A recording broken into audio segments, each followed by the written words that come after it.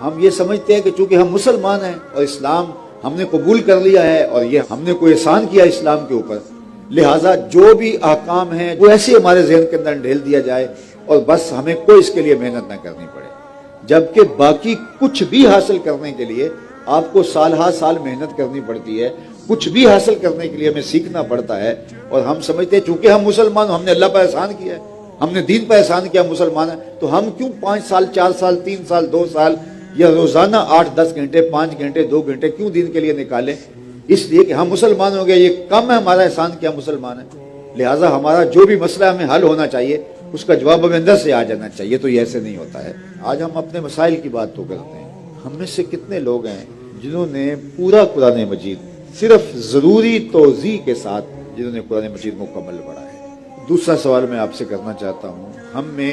کتنے لوگ ہیں جنہوں نے حضور علیہ الصلوۃ والسلام کی سیرت کی کوئی ایک کتاب مکمل پڑھی ہے؟ تو شاید بہت سارے لوگوں کا جواب جو ہے وہ نفی میں ہوگا، جبکہ ہم اگر کوئی کسی دیگر موضوع پہ کام کرتے ہیں اس عنوان سے ہم بہت زیادہ مطالعہ کرتے ہیں، کاروبار کرتے ہیں تو اس کا تجربہ بھی کرتے ہیں اور اس کے بارے میں ہم پڑھتے بھی ہیں، تب بھی وہ کامیاب تاجر بن سکتا ہے۔ ایک وکیل اگر بنتا ہے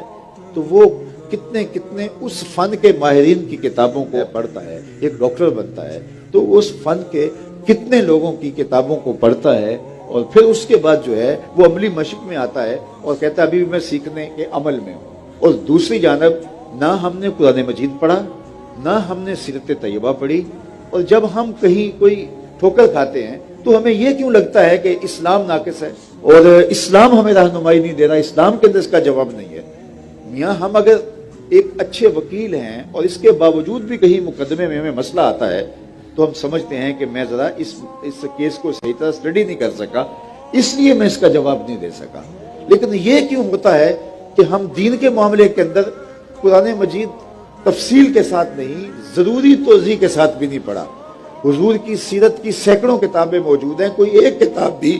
ہم نے بالاستیاب نہیں پڑھی اور اس کی عملی پریکٹس بھی نہیں ہم نے کی ہے، اور پھر ایک سوال آتا ہے کہیں سے اٹھ کے اور ہمارے پاس اس کا جواب نہیں ہوتا، تو ہم سمجھتے ہیں کہ شاید دین کے پاس اس کا جواب نہیں ہے۔ تو ایسا نہیں ہے، دین کامل اکمل اور مکمل ہے، تو اس کے لیے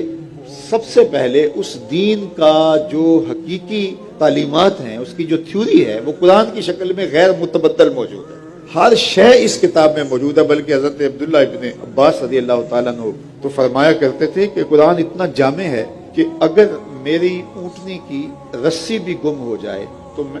قرآن کو کھولوں گا تو مجھے وہ بھی وہاں سے مل جائے گی۔